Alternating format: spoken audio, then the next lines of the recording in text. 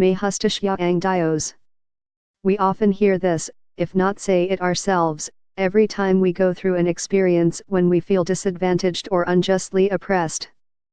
Some would criticize this as a fatalistic attitude that makes us passive and subject to domination.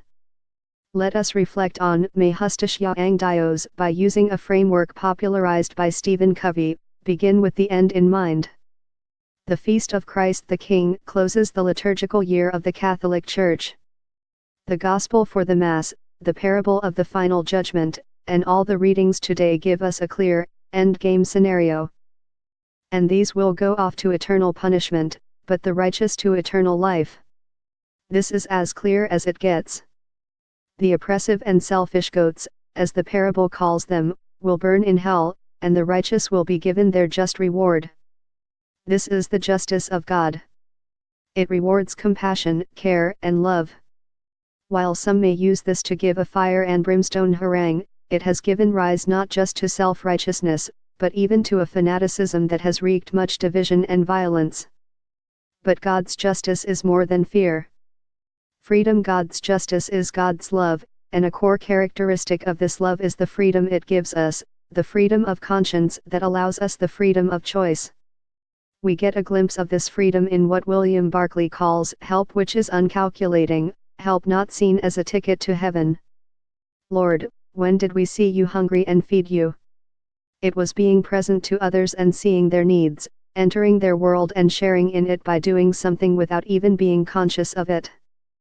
This parable is a picture of our shared humanity. The suffering were given help, but more than the help, it was the experience of someone being there for them, healing them and empowering them. It was natural for those who helped to act the way they did.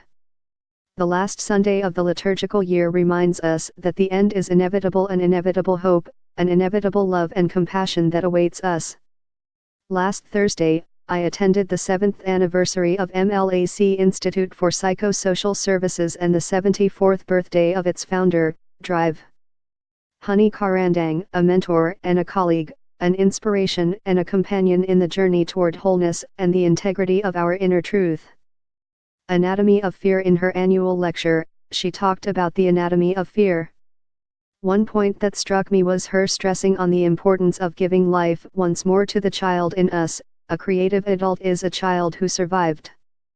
She talked about how children dream and play, how this disposition empowers them not to succumb to fear and to see the world from their frame of dream and play. The talk ended with an invitation to play through music and dance. As I drove back home from the event, I recalled what my 11-year-old ward told me just the day before. It must have been the fruit of a good discussion in his Christian life education class.